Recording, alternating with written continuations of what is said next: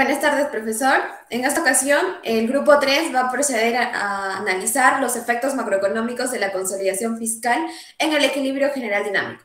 Mi nombre es Ashenka Lucero Ludeña Delgado y mi aporte al análisis fue la redacción del capítulo 4 y sus diapositivas correspondientes. Buenas tardes, mi nombre es Mireya Lady Alejo Álvarez y he colaborado con la elaboración de diapositivas y síntesis de las conclusiones. Buenas tardes, mi nombre es Carmen Rosa Chacnama Chichuaya y he elaborado el punto 5 del modelo, así con sus respectivas diapositivas. Buenas tardes, mi nombre es Miriam Sofía Mamani Camacho y mi aporte fue en el punto 4 con las diapositivas y voy a ser expositora. Buenas tardes, profesor. Mi nombre es Renzo Alexis Serra Velasco y aporté en la elaboración del punto 2 y también en la elaboración de las diapositivas. Buenas tardes, mi nombre es Velázquez Cabuena Jesús Alberto y yo me encargué de elaborar la introducción y la exposición. Muy buenas tardes, mi nombre es Berioscar Elis Vilcasalva, mi aporte ha sido respecto al punto 2 y sus respectivas diapositivas. Buenas tardes, profesor. Mi nombre es Yamil Ibrahim Vizcarra Centeno y aporté con los puntos 1 y 3 en el informe con sus respectivas diapositivas de los puntos.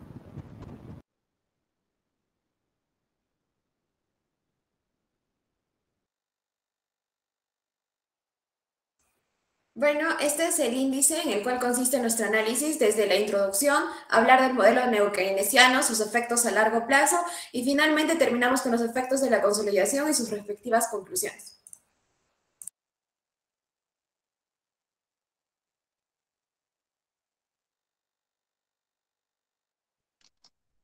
Bueno, vamos a comenzar con la presentación de nuestro trabajo con el tema de la introducción. Tenemos que tener en cuenta de que este trabajo de investigación se dio a causa de diferentes motivos y uno de los cuales, o algunos de los cuales vendría a ser una crisis financiera o crisis financieras, la gran recesión y otros problemas como pueden ser la relación entre el PBI y deuda. Ahora, la diferencia que tenemos que establecer sería entre el estímulo fiscal y consolidación fiscal. ¿Por qué? Porque los países, debido a estos problemas que mencioné antes, buscaban consolidar sus políticas económicas y para esto muchos de estos quisieron hacer la transición a una consolidación fiscal. Así que las definimos como que el estímulo fiscal vendría a ser un cambio de política temporal que lleva a un retorno al estado estacionario inicial a largo plazo. Y una consolidación fiscal es reducir la deuda pública de forma permanente. Tenemos que tener aspectos importantes para la transmisión de esta política a una consolidación fiscal, y vendrían a ser tres. Los efectos sobre el producto a corto plazo dependen de un instrumento fiscal que afecta la demanda. La presencia de hogares con restricciones crediticias es importante y importa también la interacción de los estímulos fiscales con los factores de producción privados.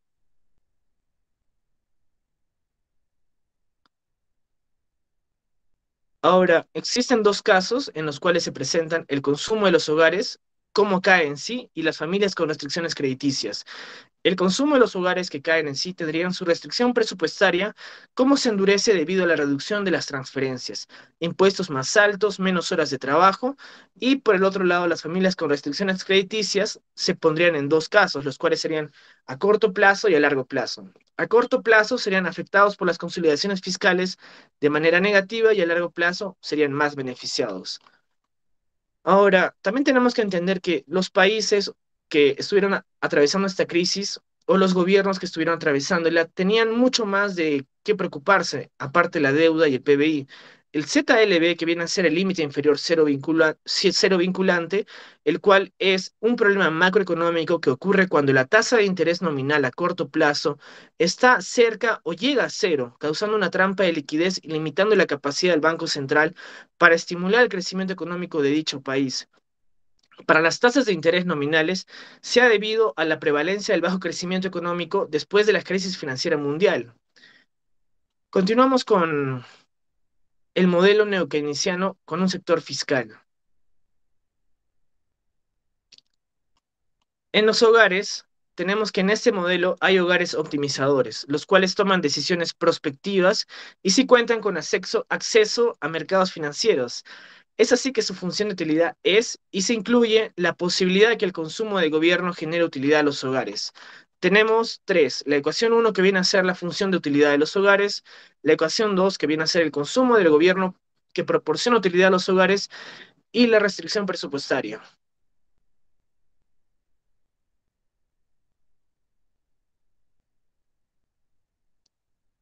En el segundo punto tenemos la fijación de salarios, el cual vendría a ser que el hogar es un proveedor monopólico de servicios laborales diferenciados, la demanda del NI y el índice salarial agregado. Y también tenemos la acumulación de capital que vendría a ser la ecuación 5.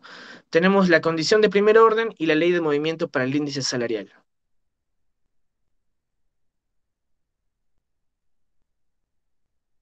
También tenemos las empresas y la política monetaria.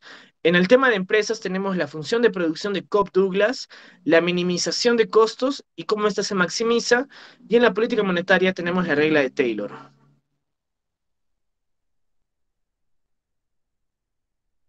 También tenemos la política fiscal y la calibración. En la política fiscal tenemos que la restricción presupuestaria, en este caso, está presente en el gobierno en función al stock de deuda pública. Aquí el gobierno aumenta impuestos sobre el consumo privado y las rentas de trabajo, y son los instrumentos fiscales quienes se ajustan endógenamente para garantizar lo convenido en este estado. Y en la calibración tenemos que la calibración usa de referencia un modelo DSGE con estimaciones para Estados Unidos con técnicas bayesianas, el cual presenta las condiciones necesarias para demostrar que el ratio deuda o PBI aumenta y las primas de riesgo no aumentan sustancialmente. Tenemos los efectos a largo plazo de la consolidación fiscal. A largo plazo, la economía converge al nuevo estado estacionario, con una relación deuda-PBI reducida. ¿Qué quiere decir esto? Que ambas variables en cierto punto llegarían a cruzarse o juntarse y por lo tanto estas no tendrían alteraciones. Esto implica pagos de tasas de interés más bajas, conducen a un pequeño aumento en los gastos del gobierno y las ecuaciones claves del estado estacionario serían que para comprender los efectos a largo plazo es suficiente centrarse en las relaciones claves del estado estacionario. El presente modelo incluye competencia monopolística en lugar de competencia perfecta y una variedad de instrumentos fiscales. También tenemos que tener en cuenta que esto conlleva a una pequeña reducción de gastos y tasas impositivas en comparación con el estado estacionario inicial. Y para que se dé este estado estacionario se depende de tres aspectos, los cuales vendrían a ser la tasa del impuesto al capital, un factor de descuento y una depreciación del capital.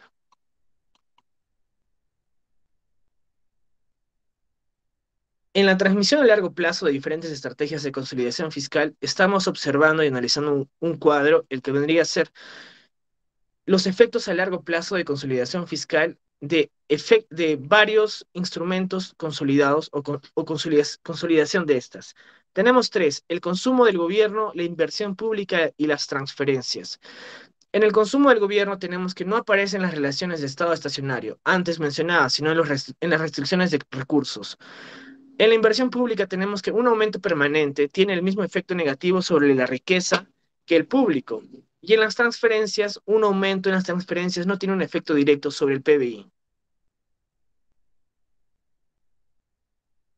La comparación de los beneficios de producción a largo plazo serían que todas las estrategias de consolidación fiscal consideradas generan beneficios de producción a largo plazo.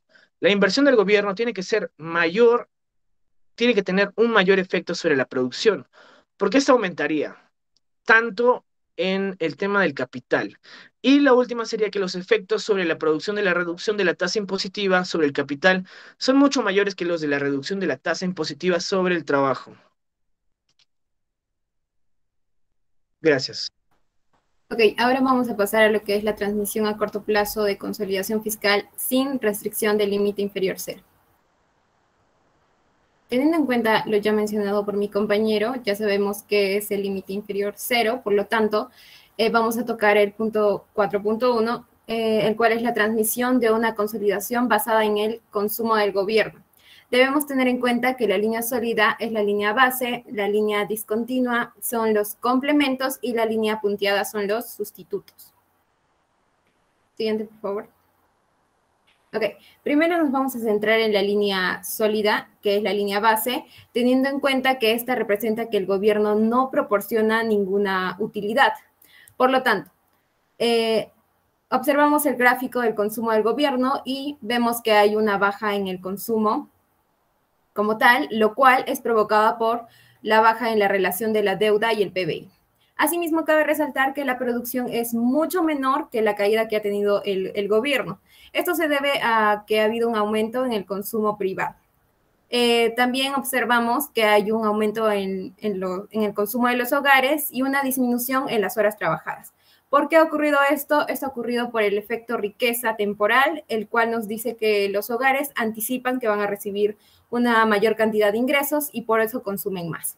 La medida que se optó en este caso fue un aumento en el consumo y un aumento en la inversión. Ahora, después de 20 trimestres, recién se observó que hubo un aumento en la producción y un aumento en las horas trabajadas, lo cual trajo consigo que haya un aumento en el ingreso laboral y, en consecuencia, aumentaba el consumo de los hogares. Después de 50 trimestres, el consumo del gobierno aumenta, sin embargo, cabe resaltar que este no llegó a aumentar más alto del estado estacionario. Esto sucede cuando la convergencia del estado estacionario final logra ser alcanzado por el consumo del gobierno después de 60 años. Ahora, pasando a lo que es los puntos complementarios y los puntos sustitutos, podemos ver que el consumo público y el privado se complementan si el efecto riqueza y la preferencia o el consumo de los hogares funcionan en direcciones opuestas. ¿Qué quiere decir? Que si hay un mayor efecto riqueza, entonces los consumidores van a consumir menos. Si el consumo público y el privado son sustitutos, esto amplificaría el consumo, haciendo que la demanda solo sufra una caída leve en comparación a la situación anterior. Siguiente, por favor. Pasamos al 4.2, transmisión de una consolidación basada en inversiones gubernamentales. Debemos tener en cuenta que la línea discontinua derecha inferior denota un cambio en el stock de capital público. Teniendo esto en cuenta, pasamos a la siguiente diapositiva, en la cual nos indica que la inversión muestra los mismos resultados en los 2 primeros años, ya que si se ha podido observar el gráfico anterior, se observa que la línea es recta, entonces se sigue manteniendo en su mismo valor. Asimismo, indica que ha habido una caída en la tasa de alquiler y el salario real, provocada por una caída en el stock de capital público. En consecuencia, después de 2 años, la producción ha bajado y la inversión también. Para esto se aplicó una reducción en el consumo del gobierno, sin embargo, esto solo generó que la producción bajara aún más. Después de 5 años se revierte la inversión pública, después de 10 años la inversión del gobierno alcanza su nivel inicial y después de recién 30 años, la producción logra alcanzar el nivel que tenía al inicio. Ok. El 4.3 nos habla de la transmisión de una consolidación basada en transferencias. Debemos tener en cuenta que lo mencionado son las líneas negras, mientras que las líneas grises muestran a modo de comparación la consolidación basada en el 4.1, que fue el consumo del gobierno. Ok, cabe resaltar que una estrategia de consolidación basada en transferencias no conduce a una caída fuerte de la producción en comparación a los 2 mencionados anteriormente, puesto que las variables son muy pequeñas y entonces no causan muchos cambios, ¿no? Sobre todo en lo que es la caída del consumo de los hogares con restricción, ya que estos aminoran su consumo y además la reducción es más pronunciada que en los 2 casos anteriores, como ya les mencionaba. Vamos a hablar ahora de la transmisión de consolidación basada en el impuesto al consumo, teniendo en cuenta que las líneas negritas que observan es la que nos van a indicar cómo ha ido cambiando.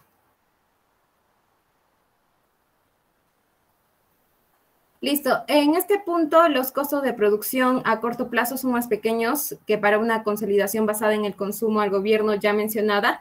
¿Y cuáles son sus diferencias? Bueno, básicamente que el impuesto al consumo es aplicada al precio del bien, ¿no?, que se va a adquirir.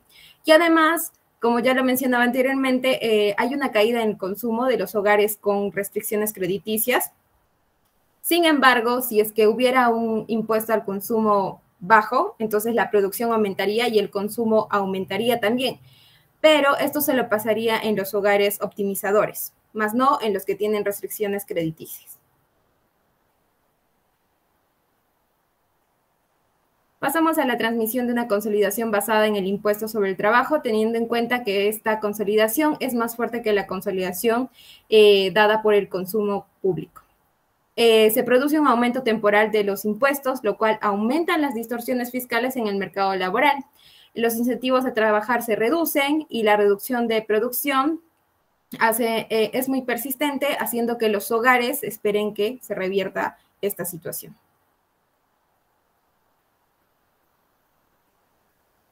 Ahora, teniendo en cuenta que los ingresos laborales de los hogares se han reducido, lo que va a pasar es que va a haber un alto tipo impositivo del trabajo, va a reducir el salario nominal y también va a haber una reducción de las horas trabajadas y, por lo tanto, al no haber ingresos, se va a reducir el consumo.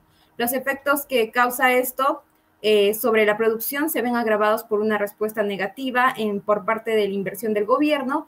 Y asimismo, otra vez resaltamos que los hogares con restricciones crediticias se tienen que ajustar de inmediato al consumo que tienen. También cabe resaltar aquí que los hogares quieren verse compensados, ¿no?, frente a esta pérdida que están teniendo sus salarios nominales.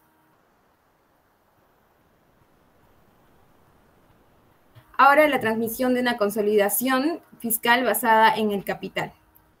Ok, aquí también resalto que van a ser las líneas negritas lo que va a variar en la curva.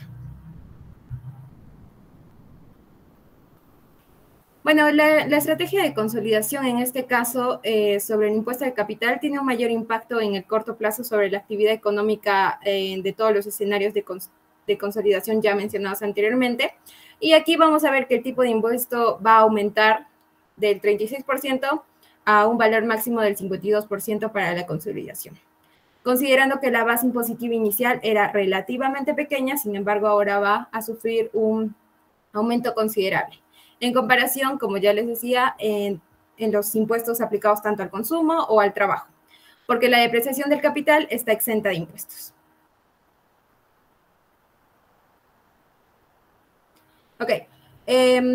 Asimismo, en esta parte, para poder resumirlo, vamos a decir que esta consolidación hace que no afecta directamente a los insumos de la producción, sino más bien hacen que pues la producción como tal y tanto las horas trabajadas disminuyan, pero levemente.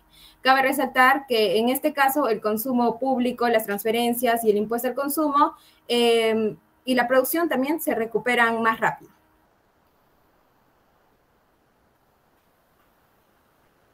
Ahora, la comparación de los mecanismos de corto plazo.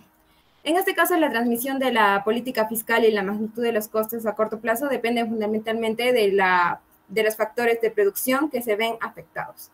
Los costes son especialmente elevados en el caso de una consolidación a través de la inversión pública y el recorte de la inversión pública reduce la productividad del trabajo y del capital privado. Consolidación fiscal en el límite inferior cero de las tasas de interés. En este punto vamos a analizar los efectos que tiene la consolidación cuando el Banco Central está restringido por el límite inferior cero sobre los tipos de intereses nominales. Para hacerlo, simulamos una gran recesión y repetimos el ejercicio fiscal de consolidación en el entorno. Ok, bueno, aquí vamos a asumir que la economía ha sido afectada por dos shocks recesivos. El primero va a ser de la demanda del consumo negativo y el segundo de la inversión negativa. Debemos tomar que hay dos escenarios, uno donde está la recesión más la consolidación y el otro sin la consolidación. Bueno, vamos a ver los efectos que ha tenido la consolidación. Dentro del consumo podemos mencionar que ha habido una caída en la producción, la cual es 3 veces más grande que en el otro escenario. Esto debido a una baja en la inflación y una tasa de interés real alta. Siguiente. La inversión pública ha pasado que la producción ha disminuido, la inversión del gobierno también ha disminuido, sin embargo, la relación de la deuda y el PBI ha aumentado. En el caso de la transferencia, la producción ha disminuido, la relación de la deuda y el PBI no se ve del todo afectada, en consecuencia, los hogares, tanto con restricción crediticia y optimizadores, no sufren mucho impacto. En el caso del impuesto al consumo, la producción claramente baja, pero no igual a las anteriores, la inflación también baja y la tasa real sube. Por otro lado, en el impuesto al trabajo hay una leve baja en la producción, sin embargo, la tasa de impuesto al trabajo aumenta, en consecuencia los hogares piden una compensación. Finalmente, hablamos del impuesto sobre el capital. En este caso hay una leve baja en la producción y una alta tasa impositiva y una alta tasa real.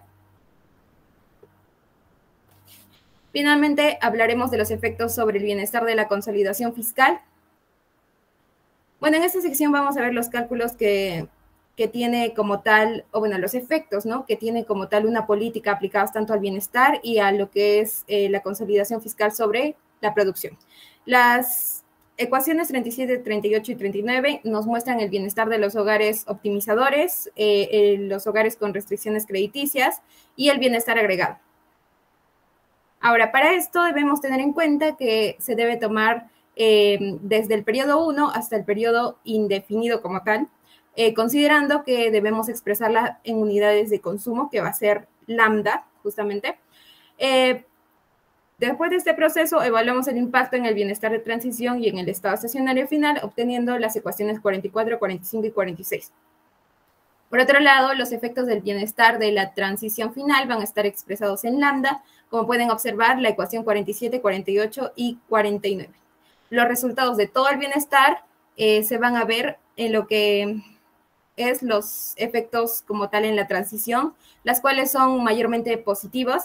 Los efectos en el bienestar, en este caso, reflejan los cambios del consumo y las horas trabajadas.